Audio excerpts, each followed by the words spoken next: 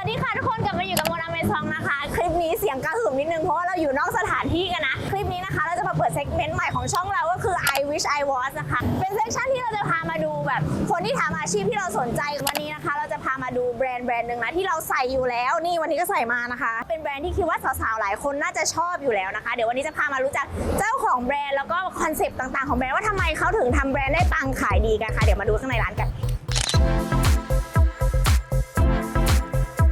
นเราต้องการแบบหาเสื้อผ้าชุดที่ต้องใส่ไปทำงานนั่งรถไปแบบซื้อผ้าเลยทุนในการซื้อแค่ 1,000 บาทเท่านั้นปัญหามันมีทุกวัน5 วันต่ออาทิตย์เราได้เงินเท่านี้ถ้าเราทำสิ่งนี้7 วันต่ออาทิตย์อะมันไม่ได้เงินมากกว่านี้หรอทุกตัวที่มีปัญหาแบบนี้ขายดีทุกตัวเลยแต่ร้านไหมต้องเกินสวัสดีค่ะ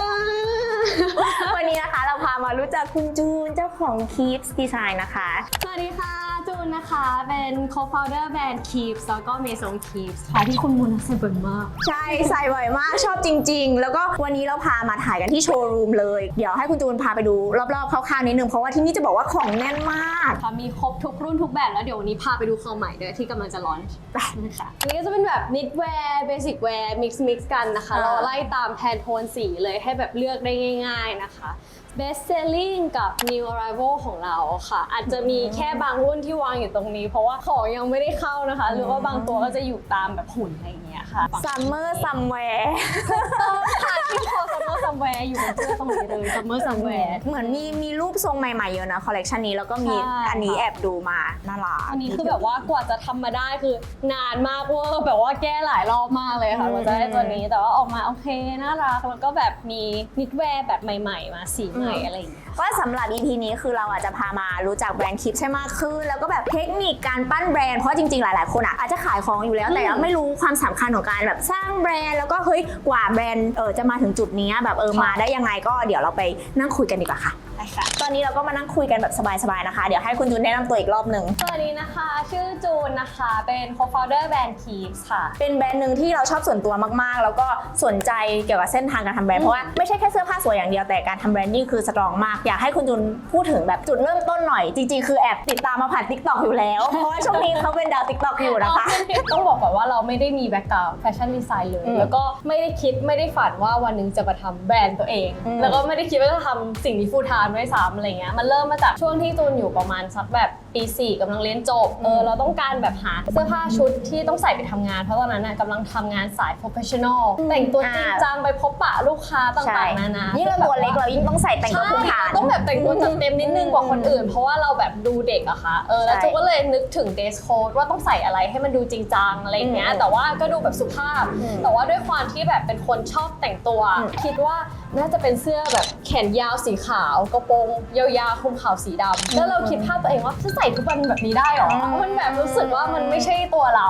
าแล้วแบบมันเป็นงานที่ต้องอาศัยความมั่นใจถ้าเราไม่มั่นใจในการแต่งตัวของเราเราจะแบบกล้าที่จะให้คำปรึกษาหรือพูดอะไรออกไปได้ยังไงมันก็เลยเป็นที่มาว่าจูนอยากทำเสื้อผ้าที่มันดูสุภาพดูจริงจังแต่ไม่น่าเบื่อเพราะจูนคิดว่าแบบ formal doesn't have to be boring ก็เลยทำแบรนด์ขึ้นมาหลายๆคนที่ดูช่องเราเขาก็จะมีความคิดว่าแบบเฮ้ยอยากเริ่มต้นทำธุรกิจแต่รู้สึกว่ามันเป็นอะไรที่แบบ challenge คนที่อยากเริ่มต้นอย่างเงี้ยคุณจูนช่วยแชร์เกี่ยวกับตอนที่เริ่มต้นหน่อยว่าแบบเฮ้ยใช้เงินทุนเยอะเท่าไหร่แล้วก็เริ่มต้นมาด้วยสกิลอะไรบ้างเริ่มธุรกิจไม่ยากเลยเริ่มง่ายมากๆแต่แค่คนส่วนใหญ่จะติดกับดักความคิดตัวเองคิดเยอะเกินไปฉันยังไม่พร้อมตรงนี้ฉันยังคิดสิ่งนี้ไม่ครบรอให้เพอร์เฟกต์ก่อนรอให้เพอร์เฟกต์ซึ่งบอกตามตรงว่ามันไม่มีวันนั้นแล้วเราก็จะไม่รู้ว่ามันสิ่งที่เราทำมันดีหรือยังจนกว่าที่เราจะแบบได้ทำมันออกไปแล้วค่อยปรับไปเรื่อยๆอย่างจูนก็คือเหมือนแบบใช้เวลาคิดตกตะกอนกับตัวเองประมาณสักแบบระยะหนึ่งที่เรารู้แล้วว่าเราทำเสื้อผ้าอะไรคอนเซ็ปต์เราประมาณไหนเพื่อเราจะได้ไม่ลอสพอเราทำนั้นเสร็จเราทำสไลด์มาพรีเซนต์ตัวเองเลยนะฉันบายไอเดียตัวเองเป็นแบบ business proposal ว่าใช่แบบว่าเราพรีเซนต์ตัวเองไม่ได้พรีเซนต์ให้ใครเลยเพราะว่าตอนนั้นเริ่มมาคนเดียวนะคะแล้วก็รู้สึกว่าฉันว่าพร้อมแล้วแหละจูนก็เลยนั่งรถไปแบบซื้อผ้าเลยแล้วก็เริ่มต้นทุนในการธุรกิจแค่ 1,000 บาทเท่านั้นทำมาเรื่อยๆจนเป็นทุกวันนี้ค่ะเราเริ่มต้นจากโปรดักต์ก่อนหรือเราเริ่มต้นจากแบรนด์ก่อนจูนคิดทั้ง2อย่าง in parallel เพราะว่าการที่สมมติว่าเราเริ่ม product แล้วเราแบบไม่มีธีมครอบไม่มีคอนเซปต์มันงงนะทำไปเรื่อยๆจะแบบขายชุดทำงานหรือชุดไปงานแต่งงานสุดท้ายคุณมนการที่คนซื้อเสื้อผ้าทุกตัว functionality มันเหมือนกันคือการสวมใส่แต่ว่าทำไมเขาต้องเลือกเสื้อผ้าร้าน A ไม่ซื้อร้าน B มันต้องมีเรื่อง branding เรื่ององค์ประกอบอื่นเข้ามาประกอบกัน อันนี้เห็นด้วยมากๆแล้วก็เป็นสิ่งหนึ่งที่ทำให้เราสนใจแบบเฮ้ยแบรนดิ้งแล้วก็แบบดิเรกชันของแบรนด์ชัดมากไม่ว่าเขาจะออกมาเป็นขาสั้นขายาวเสื้อนิดเราดูโปรดักต์แล้วเรารู้เลยว่าอันนี้คือของแบรนด์นี้อยากให้พูดถึงแบบการสร้างแบรนด์หน่อยว่าคุณตูนคิดว่าความสำคัญของการแบบมีแบรนด์สร้างแบรนด์คืออะไรแล้วก็ร้านเสื้อผ้าหรืออะไรปกติที่เขาไม่ทำแบรนด์เขาควรหันมาสนใจเรื่องนี้มากขึ้นแบรนด์นะคะมันคือ identity อะว่าเราเป็นคนแบบไหนอะคือจะว่าให้ลองนึกถึงแบรนด์ว่าถ้าเป็นคนคนหนึ่งอะเขาจะเป็นคนที่ทาลิปสติกสีอะไรขับรถแบบไหนนาฬิกาใส่ยี่ห้ออะไรถ้าเรามีแบรนด์อะคนก็จะจำเราได้ก็จะรีคอร์ว่าถ้าฉันนึกถึงแบบว่าความแบบเป็นเสื้อผ้าแนวนี้แบรนด์ Keeps อะไรอย่างเงี้ยค่ะมันจะทำให้คนนึกออกสมมติว่าถ้าเราไม่มีตัวตนเลยอะแล้วหรือว่าตัวตนเราไปซ้ำกับคนอื่นอะมันไม่มี point ในการทำอะมันก็จะเป็นเหมือนคนอื่นแล้วทำไมเขาต้องซื้อของเราแล้วก็อีกอย่างหนึ่งที่โมรู้สึกว่าแบรนดิ้งสำคัญนะคือเหมือนกินร้านอาหารก็จะวนไปเรื่อยๆบางทีอะชอบรสชาติของร้านนึงแต่จำชื่อไม่ได้จริงใช่คือแบบเฮ้ยเราจำได้ว่าเรากินร้านนี้บรรยากาศแบบนี้แต่ด้วยความที่แบรนดิ้งหรือว่าแม้แต่ชื่อเขายังไม่ชัดอะคืออันนี้คือเขาเสียโอกาสการขายไปเลยนะจะว่าถ้าทำแบรนดิ้งให้ดีให้คนนึกถึงเราได้ในทุกๆองค์ประกอบอะซึ่งมันละเอียดมากเลยนะเพราะมันไม่ใช่แค่แบบผ่านเสื้อผ้ามันผ่านแพคเกจจิ้งผ่านรูปที่เราลงผ่านคำพูดที่เราใช้ทั้งหมดมันต้องสื่อออกมาเป็นคำเดียวที่คนจำเราได้แล้วถ้าคนจำเราได้มันก็เราก็มีตัวตนในชีวิตเขาอะไรที่คุณจูนรู้สึกว่าเป็นจุดเปลี่ยนที่รู้สึกว่าเฮ้ยแบรนด์ฉันมันเริ่มไปได้แล้ววะจุดเปลี่ยนแรกเลยก็คือเป็นจุดที่แบบเรามีนายเก่าที่หนึ่งเขาสนใจมาลงทุนของ Keeps เพราะว่าเขาก็แบบอาจจะเห็นเนาะเพราะว่าแบบเด็กคนนี้มันทำอะไรแล้วคนในออฟฟิศใส่เยอะก็เลยเรียกจูนให้แบบไปพรีเซนต์ business plan ให้เขาฟังซึ่งจุดนั้นคือเขาก็บอกว่าเขาพร้อมลงทุนเลยนะแต่ว่าจูนรู้สึกยังไม่พร้อมอะคือชีวิตเราอยากทำงาน corporate อะอยากอยู่บริษัทความมั่นคงใดๆก็แบบไม่ได้เรื่องความมั่นคงหรอกแต่ว่าชอบไวบ์ทำงานที่คนเยอะๆแบบทำงานเป็นระบบอะไรแล้วเราก็จะได้แบบพัฒนานู่นนี่นั่นแล้วรู้สึกว่าเรายังไม่พร้อมอะไรอย่างเงี้ยแต่ว่าแบบตอนนั้นก็คือปรึกษากับพี่สาวจูนที่เป็น co-founder นะคะก็แบบว่าเอายังไงดีแล้วพี่จูนก็บอกว่าจูนเอาจริงอยากลองสตั้งถ้าเราเฟลเราก็อายุแค่แบบยังไม่30เลยเริ่มใหม่ได้เราเริ่มใหม่ได้เสมอแล้วสมมติว่าถ้ามันไม่เวิร์คขึ้นมาอย่างน้อยเราไม่เสียใจนะที่เราได้ลองแล้วเราก็ยังกลับไปทำงานบริษัทได้สมมติถ้ามันไม่เวิร์คจริงๆโอเคออกมาเปิดบริษัทด้วยกันทั้งคู่เต็มรูปแบบก็คือกับนายเก่าด้วยใช่ก็มาตั้งบริษัทแบบจ้างพนักงานเพิ่มรีแบรนดิ้งอะไรใหม่ต่างๆเปลี่ยนโลโก้ทำคอนเซปต์แบรนด์ให้ชัดเจนมากขึ้นอะไรอย่างเงี้ยแล้วตอนนั้นจุดที่ทำให้เรารู้สึกว่าเรากล้าที่จะออกจากงานประจำมาทำสิ่งนี้ full time เลยแบรนด์เริ่มมียอดขายที่ซัพพอร์ตเงินเดือนเราได้ไหมคือการในการด้านการเงินอะคุณจูนตัดสินใจเองณโมเมนต์นั้นนะเรารายได้ที่เราได้เงินจากคลิปอะมันเยอะกว่างาน full time เราอีกแล้วเราทำสิ่งนี้แค่2วันต่ออาทิตย์เนาะเพราะจูนก็แบบวันธรรมดาจูนทำงานเต็มเวลาอยู่แล้ว2วันต่ออาทิตย์เราได้เงินเท่านี้5วันต่ออาทิตย์เราได้เงินเท่านี้ถ้าเราทำสิ่งนี้7วันต่ออาทิตย์อะมันไม่ได้เงินมากกว่านี้หรอเป็นคนที่ทำงาน7วันค่ะถ้างั้นอยากให้พูดถึงแบบปัญหาที่แบรนด์เคยเจอมาแล้วรู้สึกว่าเฮ้ยอันเนี้ยเป็นสิ่งที่เราภูมิใจที่เราแบบผ่านมันมาได้คือต้องบอกก่อนว่าปัญหามันมีทุกวันแบบว่าปัญหาเยอะมากแต่ละวันที่ต้องเจออะไรเงี้ยขอเล่าแบบบางเรื่องละกันอย่างตอนเมื่อเดือน6 ปีที่แล้วคุณมนที่จูนทำกางเกงยีนออกมาคือแบบต้องบอกก่อนว่าคีฟหรือเมซงคีฟยังไม่เคยทำกางเกงยีนมาเลยเราก็เลยมีความคิดนะตอนนั้นคิดว่ามันน่าจะคล้ายกับเสื้อผ้าที่เราเคยทำมาแหละแต่ว่ามันดันไม่คล้ายเพราะว่ากางเกงยีนมันมีองค์ประกอบเยอะมากเช่นแบบสีซักแล้วขดหรือเอาไปอบแล้วมันขดแล้วแบบพอทำมามันก็แบบเกิดปัญหาเยอะมากอะไรเงี้ยแล้วจูก็คือแบบเครียดมากแบบนอนไม่หลับผ่านมันมาได้จูว่ามันก็ด้วยแบบว่าแบบทีมที่ช่วยซัพพอร์ตเราอะแล้วก็แบบมีโคฟาวเดอร์ที่ช่วยเราคิดช่วยกันแก้ปัญหาไปถ้าจูทำคนเดียวจูคงแบบว่าไม่รู้จะไปลงที่ใครหรือว่าไปยังไงที่ใครอะไรเงี้ยในขณะเดียวกันอะทุกตัวที่มีปัญหาแบบขายดีทุกตัวเลยคือแบบไม่รู้ทำไมนะแต่ว่ามีช่วงโควิดด้วยค่ะจูว่ามันเป็นช่วงที่ทุกแบรนด์เจอเหมือนกันคนไม่ออกจากบ้านคนไม่แต่งตัวแล้วเราเป็นแบรนด์ชุดทำงานเมื่อก่อนเราขายชุดเพราะเราอะชุดทำงานเพราะอะไรหรือว่าเพราะจูนคิดว่าคนทำงาน5 วันต่ออาทิตย์ทำไมเขาจะไม่ซื้อชุดทำงานยังไงมาร์เก็ตเนี้ยมันต้องมีแล้วก็คือ5 วันต่อ2 วันเหมือนเดิมข้อแนวคิดก็เลยก่อนที่ทำนั้นเราก็มีความมั่นใจนิดนึงว่าชุดทำงานไม่มีวันตายแต่ว่าพอมาช่วงโควิดที่คน work from home อะแล้วเราขายให้ใครอะคิดกับทีมว่าเราแก้ปัญหานี้ยังไงดีปิ๊งไอเดียว่าถ้าเราทำชุดที่มันเหมาะเศรษฐกิจอะชุดเหมาะกับไลฟ์สไตล์คนชุดที่แคชชวลมากขึ้นแล้วก็ราคาที่น่ารักแต่คุณภาพทุกอย่างยังเหมือนเดิมนะคิดว่างั้นเราต้อง แตกย่อยออกมาเป็นแบรนด์ชื่อว่าเมซงคีฟเพราะว่าคีฟเนี่ย higher price point อยู่ดีเรามาขายราคาถูกอะเรากลับขึ้นไปราคาแพงไม่ได้แล้วนะก็เลยคิดว่างั้นเราแตกเป็นอีกสักแบรนด์ละกัน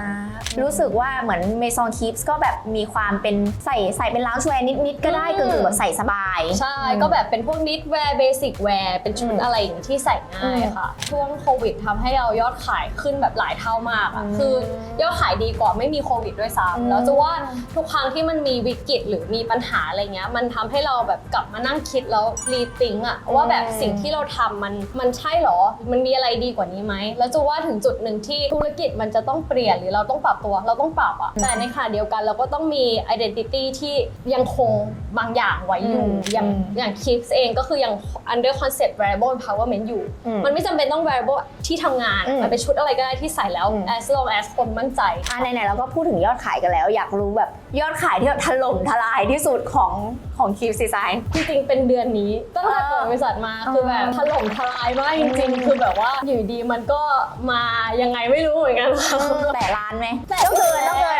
คือที่เราถามถึงยอดขายเพราะเรารู้สึกว่าหลายๆคนแบบยังนึกภาพไม่ออกว่าแบบเฮ้ยออกจากงานประจำมาดึงครอบครัวมาทำแล้วแบบรายได้มันจะไปได้ถึงขนาดไหนจากคนที่แบบเริ่มต้นจากทุนแบบหลักพันมาถึงยอดขายหลักล้านได้มันก็เป็นไปได้อันนี้ทำมากี่ปีแล้วนะคะทำมา6 ปีค่ะเรารู้สึกว้าวเพราะว่าทุกเดือนฉันจะเห็น IG Story ก็คือแบบว่าแพ็กเกจเต็มร้านก็ทำคอนเทนต์นิดนึงแต่ว่าก็แบบเป็นหลักหลายล้านค่ะเชื่อว่าสาวๆหลายคนแบบมีแพชชั่นในการแต่งตัวอะไรเงี้ยอยากให้คุณจูนพูดถึงนะว่าชาเลนจ์ความท้าทายที่เคยเจอสำหรับการทำแบรนด์เสื้อผ้ามันไม่ง่ายที่คิดเลยธุรกิจเสื้อผ้ามันเป็นธุรกิจที่เริ่มง่ายคุณมนต์ยังเริ่มต้นด้วยเงิน 1,000 บาทได้เลยความยากคือทำยังไงให้เรายังขายได้ไปเรื่อยๆคือแบบว่าก็แบบมีคนเริ่มเยอะแต่ว่าก็มีคนไม่ได้แบบทำต่อปัญหามันจุกจิกมากอย่างเช่นนะสมมติว่าเราแบบออกแบบเสื้อตัวหนึ่งมาได้แล้วใช่ไหมคะแบบภาพในหัวมันแบบน่ารักมากเลยเอาไปขึ้นตัวอย่างมันไม่เหมือนที่เราคิดเลยอันนี้ดอกแรกนะแล้วก็มีแบบว่าเราไปหาแมทเทอเรียลพวกผ้ากระดุมมาเรียบร้อยแล้ววันที่เราไปซื้อผ้าเราก็เน้นย้ำหลายรอบว่าผ้ามีเรื่อยๆไหมมีไหมมีนะเอาขึ้นมาตัวอย่างปุ๊บเรียบร้อยสวยมากชอบมากเรื่องผลิตปัญหามันแบบเล็กมากๆครบแต่ว่ามันเยอะมากและต่อเนื่องในทุกๆกระบวนการอาจจะเป็นเรื่องนี้มั้งที่แบบหลายๆคนอาจจะรู้สึกแบบโอ๊ยไม่ไหวแล้วกับการทำเสื้อผ้ามันยากจริงๆเอาจริงถ้าทำธุรกิจส่วนตัวจะว่ามันไม่ใช่แค่เรื่องแพชชั่นแล้วแพชชั่นอย่างเดียวมันไม่พอคือเราต้องอดทนแล้วก็แบบยืนหยัดที่จะสู้กับมันต้องมองว่าแบบธุรกิจมันคือลูกที่เกิดมาแล้วเราต้องเลี้ยงดูเขาให้ดีภูมิใจที่มีเขาคือสมมติว่าเราทำแบรนด์แบบว่าแค่มีเสื้อตัวนึงขายออกไปได้ถ้าเราคิดแค่เนี้ยลูกค้าซื้อไปใส่แล้วมันไม่สวยเขาก็ไม่กลับมาซื้อซ้ำแล้วตัวเราเองก็ไม่พราวที่เราจะพูดไว้ว่านี่มันแบรนด์ชนะอะไรอย่างเงี้ยค่ะแต่ว่ามันก็ค่อนข้างละเอียดอ่อนสำหรับ Keeps Design เองก็แบบมาไกลมากตั้งแต่เป็นแบรนด์ออนไลน์จนตอนนี้มีหน้าร้านมีโชว์รูมที่เรากำลังนั่งอยู่ตรงนี้เนี่ยแหละอยากให้คุณจูนพูดถึงแบบการที่ transition จากออนไลน์แล้วมาขยายเป็นออฟไลน์มีหน้าร้านมากขึ้นว่ามันมีความจำเป็นไหมแล้วมันทำให้แบรนด์ strong ขึ้นไหมยังไงบ้างจูว่ามันน่าจะเป็นความฝันหลายๆคนแหละเวลาทำแบรนด์เสื้อผ้าแล้วที่แบบอยากมีหน้าร้านอะไรเงี้ยโดยเฉพาะแบรนด์ออนไลน์เนาะที่แบบว่าเหมือนคนไม่ได้ลองสวมเสื้อผ้าก่อนใส่แล้วเขาก็จะไม่รู้ว่าแบบฉันใส่พอดีไหมอะไรยังไงเนื้อผ้ามันเป็นยังไงหรออะไรเงี้ยเราก็เลยคิดกับพี่สาวว่าแบบวันหนึ่งเราพร้อมเราเปิดหน้าร้านแน่เลยแต่ว่าไม่ถึงวันนั้นสักทีจนมาเช่าตึกที่เนี่ยแล้วแบบพื้นที่ชั้นล่างไม่ได้ทำอะไรเราก็เลยแบบงั้นเราเปิดหน้าร้านละกันให้ลูกค้ามาลองคือตอนแรกตรงนี้จะเป็นออฟฟิศเฉยๆใช่เป็นออฟฟิศเฉยๆคือไม่ได้ตั้งใจจะทำอะไรเลยแต่ว่าอยู่ดีก็ออกมาจริงจังไปทั้งหมดเลยแต่ลูกค้าน่าจะแฮปปี้นะก็แฮปปี้ค่ะใช่ซึ่งแบบว่าจะว่าสิ่งที่ดีมากในการทำหน้าร้านนะคะคือเราได้เจอลูกค้าตัวเป็นๆลูกค้าตัวจริงๆเลยเพราะว่าปกติเราคุยกันในออนไลน์เราไม่เคยเห็นหน้าเขาไม่เคยรู้เลยว่าเขาชอบแบรนด์เราเพราะอะไรแต่พอมีหน้าร้านปุ๊บเราได้คุยอย่างเงี้ยเราได้ถามว่ารู้จักเราที่ไหนมีอะไรที่อยากให้เราแนะนำเราพัฒนาเพิ่มเติมไหมอะไรเงี้ยแล้วลูกค้าคีฟก็คือน่ารักมากทุกคนแบบใส่คีฟมาซื้อที่โชว์รูมแล้วทุกครั้งที่เราเห็นเราก็จะแบบชื่นใจอะไรอย่างเงี้ยค่ะเป็นทางเลือกที่ดีที่ได้เปิดหน้าร้านแต่ว่าก็มันก็จะตามด้วยฟิกคอร์สที่เกิดขึ้นค่าเดคอเรชั่นต่างๆอะไรอย่างเงี้ยก็ลองคิดเรื่องนี้ผสมกันไปในค่าเช่าค่าแอร์ใดๆค่าแอร์ต่างๆแต่ว่าของจูนก็ค่าเช่าก็อาจจะตัดไปเพราะว่าตึกมันเช่าอยู่แล้วอยากให้คุณจูนพูดถึงแบบเคล็ดลับความสำเร็จละกันแบบของ Keeps ตัวอย่างแรกก็คือทั้งทีมอะค่ะ ลองผิดลองถูกมาตลอดระยะเวลา6 ปีนี้คือแบบเราลองทำอะไรมาหลายอย่างมากแล้วจุกก็ไม่กลัวด้วยว่ามันจะเฟลเพราะว่าถ้ามันเฟลอันนี้ปุ๊บจุกไปลองอย่างอื่นในหัววันที่เราเริ่มธุรกิจเราอาจจะมีแบบสิ่ง end goal ว่าเราอยากเป็นแบบนี้แต่ว่าเราทำจริงๆมันไม่ได้เป็นแบบที่เราแพลนเราก็ต้องกล้าเปลี่ยนแล้วก็กล้าลองไปเรื่อยๆอะไรเงี้ย2คือเราก็แบบปรับตัวอยู่เสมออย่างเมื่อกี้ที่เล่าให้ฟังช่วงโควิดอย่างที่3คือเรามีทีมเราไม่สามารถทำสิ่งนี้คนเดียวได้แล้วว่าคุณคนใครจะมาผัดแพ็คแบบไถนาค่ะ มันไม่ได้ค่ะถ้าแบบจุดหนึ่งที่แบบเพื่อนๆฟังในนี้แล้วแบบรู้สึกพร้อมรู้สึกจะแบบขยายทีมแล้วอ่ะก็มีคนช่วยมันก็ดีกว่าเราทำคนเดียวแหละหรือว่าเราเอาเวลาสิ่งที่คนอื่นมาทำแทนเราได้ไปทำในส่วนที่แบบมันแบบ useful เกิดประโยชน์ได้อะไรอย่างเงี้ยค่ะขอกระซิบคือส่วนตัวก็คือ follow ทั้ง IG ทั้งคุณโจคุณจูนอยู่แล้วแล้วรู้สึกว่า1สิ่งที่แบบ differentiate brand Keeps จากแบรนด์อื่นๆคือความแบบ attention to detail อ่ะที่เป็นคนละเอียดมากแล้วคือเราเคยทำงานกันมาเนาะเราก็จะรู้ว่าแบบกว่าเขาจะคิดอันนี้คือเขาคิดมาแล้วไม่รู้กี่รอบอะไรอย่างเงี้ยเดือนนี้เดือน3ที่ไปแล้วค่ะ ถึงไม่รู้ซีซั่นไหนอะไรอย่างเงี้ยก็รู้สึกว่าเป็นอีกแบรนด์นึงที่แบบเราไม่ได้เห็นแค่หน้าร้านแต่ว่าเราเห็น behind the scene แล้วรู้สึกว่าประทับใจมากสำหรับใครที่อยากติดตามนะคะไปติดตามกันได้ตรงนี้ตึ้งปิดท้ายนะคะอยากให้คุณจูนแนะนำหน่อยสำหรับคนที่แบบรู้สึกว่าเฮ้ยฉันอยากเริ่มต้นทำธุรกิจแฟชั่นเล็กๆของตัวเองแต่ว่ายังไม่กล้าสักทีอะไรอย่างเงี้ยอยากให้แนะนำหน่อยว่าเฮ้ยเขาควรจะเริ่มต้นจากตรงไหนอยากให้ใช้เวลาคิดนิดนึงแต่ไม่ต้องนานมากเอาแบบว่าที่เราชอบแล้วเราเห็น direction ตัวเองเพื่อเราจะได้ไม่ loss เนาะว่าเราอยากจะทำแบรนด์แบบไหนคอนเซ็ปต์คืออะไร price point คือใครขายให้ลูกค้าแบบไหนเราได้ตรงนั้นแล้วเราก็ลองทำขึ้นมาเลยไม่ต้องไปกลัวว่ามันจะ fail หรือไม่ fail อ่ะแล้วก็ไม่ต้องไปลงเงินเยอะก็ได้ถ้าเรากลัวว่ามันจะเสียเงินเยอะเนาะเราก็แค่ลองมันเลยแล้วก็ทำในสิ่งที่เราทำออกมาให้มันดีที่สุดในทุกๆวันนะจนว่าแค่นี้มันพอแล้วแบบเราแค่มีความ consistent ในตัวเองคือส่วนหนึ่งก็คืออย่ากลัวที่จะเริ่มต้นเนาะอย่างที่คุณจูเคยพูดก่อนหน้านี้ก็คือแบบไม่ต้องรอทุกอย่างเพอร์เฟกต์เราทำได้แค่ไหนลองเริ่มต้นทำไปก่อนเพราะว่าสุดท้ายแล้วถ้าเราเจอปัญหาเราก็จะแก้ไปเองใช่แล้วก็อีกอย่างหนึ่งก็คือแบบความสม่ำเสมอด้วยการที่เราจะแบบเฮ้ยเราเจอปัญหาแล้วเราแก้แทนที่เราจะแบบเทอะไรอย่างเงี้ยใช่มันปัญหามันมีทุกวันอยู่แล้วก็ enjoy ไปกับมันสนุกไปกับมันปัญหาก็เป็นโอกาสให้เราเรียนรู้นี่นะคะใช่วันนี้ขอบคุณคุณจูนมากเลยที่มาให้เรามากันหวังว่าทุกคนจะแบบ enjoy ข้อมูลที่เราแบบพูดถึงวันนี้แล้วก็แบบได้เห็น behind the scene ของแบรนด์ที่หลายๆคนอาจจะชื่นชอบอยู่แล้วนะคะก็หวังว่าทุกคนจะ enjoy นะคะเจอกันใหม่คลิปหน้าค่ะบ๊ายบายขอบคุณนะคะ